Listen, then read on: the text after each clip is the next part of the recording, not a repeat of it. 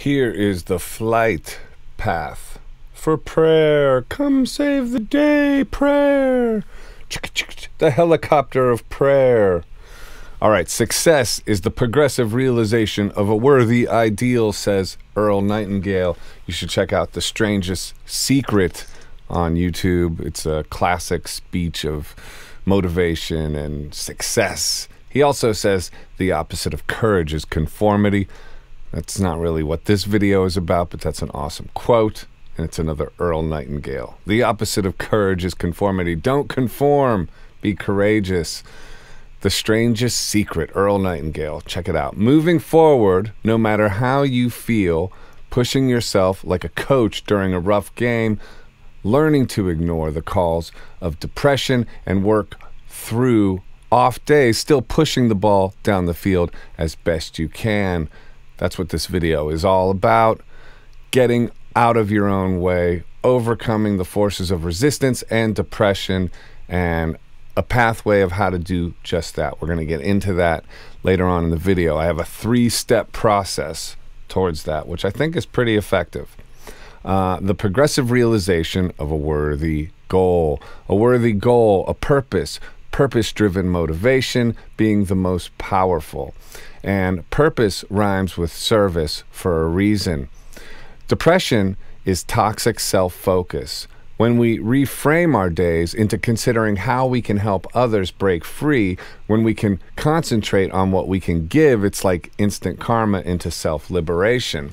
I know it's not easy. I spent years locked in the cages of depression and find myself waking up in them sometimes still. Yesterday I had an off day, for instance. But when you consider it to be a trick of the devil, when you don't allow your identity to reside there, when you refuse to make depression a feature of your personality, but rather a sign that you're making progress in the realm of your own liberation, and doing that to become a force for the liberation of others, we can begin to view depression as forces of subjugation and control that are motivated to work against us.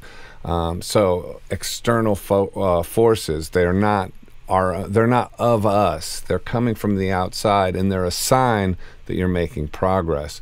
We can breathe energy into the desire to escape its clutches when we realize this. Depression only traps us when we follow its train of thinking like it's the truth, when we agree with it, when we claim it as our fate. But with the power of our mind and prayer and purpose, we can escape its grip like a superstar running back, breaking out of the tackle and running downfield.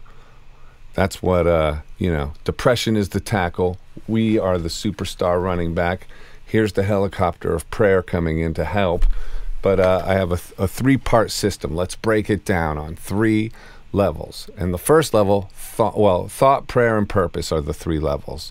The first level is thought.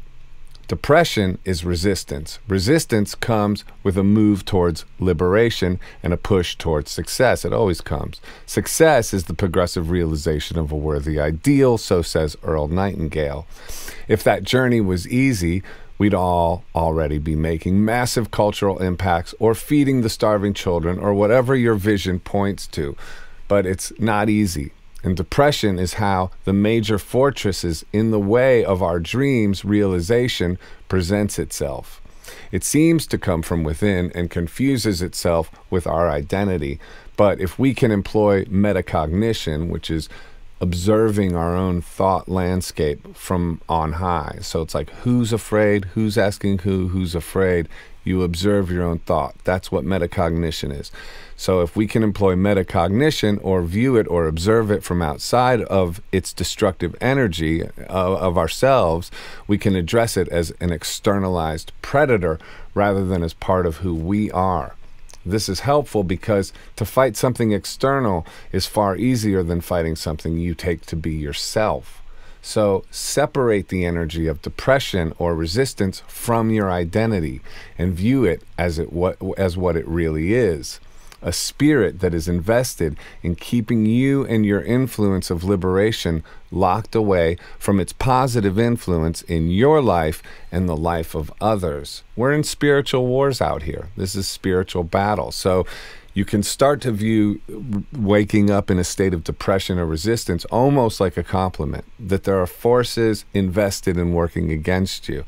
So this will enable us to get mad at it, to compete against it, to rejoin forces with our own vision of what we actually want, and refuse to unwittingly join forces with our oppression or resistance, which happens when we identify with the negative voices in our mind as our own. That's the problem. We identify with them and we think, oh, this is just who I am, this is my fate, and that's its trick. That's its sleight of hand. If it can get you to believe that its voice is your voice, then it has you locked in like a jiu-jitsu hold. That's the choke hold. So if you can escape that clutch and go, hey, you're an outside force. So on the level of thought, we readjust our perspective and we externalize the negative voices, which is in line with the truth of their nature. They really are externalized voices. It could be coming from some kind of abusive past. It could be coming from suggestions you received in childhood or whatever it is. Or it could actually be people, if you believe in spiritual forces in the day, it could be people casting strange energies your way. That's possible as well. So yeah, externalize it. So now let's get to the second level. So that's the level of thought. We've externalized depression. We view it as an external force. So on the level of our minds, we're looking at it differently. We've reframed it. So now let's get to part two, which is prayer. Let's employ prayer. We are not alone in this battle, and prayer is our team captain. Depression is a spirit, and so to employ spiritual forces that operate in opposition to the spirit of fear just makes logical sense. Here's an example. Please help me in my progressive realization of a worthy ideal. Please help me overcome these old limitations and forces of resistance. Now, this prayer part requires faith, but faith need not be absolute. We only need a mustard seed, which is what famously was said by JC. And we only need to muster up the prayer. We don't need to have anything like total belief. The forces and voices of depression will be relentless for those who struggle with faith, and there's many of us out there that do. We all struggle with faith. Even the biggest preachers in the world, I'm sure. Jesus himself on the cross, why have you forsaken me? Even he struggled with faith. So it's okay that we struggle with faith, but we don't have to, again, get tricked into thinking, well, I don't have faith then because I struggle with it. That's faith. Faith is never anything like perfect. So if that's you, if you struggle with faith, if the idea of prayer itself embarrasses you in some kind of way, try and muster the courage to say one anyway. The help that will arrive may surprise you. And the message that you give to yourself that you aren't alone in this is worth the price of admission. All right, so the third part in this multifaceted plan to defeat the forces of depression is purpose, which it relieves us from the bondage of ourselves. If we have purpose-driven motivation, it's not about us, it's about giving to someone else. To make our goal be rooted in the service of others, to put second the rewards of success and put first the positive influence you can have in the lives of others means you can further separate yourself out of the actions required in obtaining your dream. You can get out of your own way. When we consider depression to be what it is, a self overly concerned with a self wrapped in the descent of a self, to eliminate the self out of the equation as best we can just makes sense in regards to motivation behind our actions. Figure out a way to do it for others, and so how you feel becomes almost an afterthought, if any thought at all. Success is the progressive realization of a worthy ideal, so any movement in that direction means you have obtained success.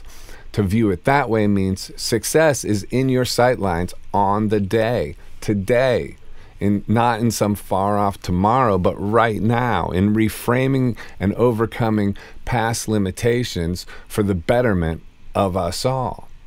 Go out there and get it! Let's do it. Where's that helicopter? Please help us. I'm coming to save the day.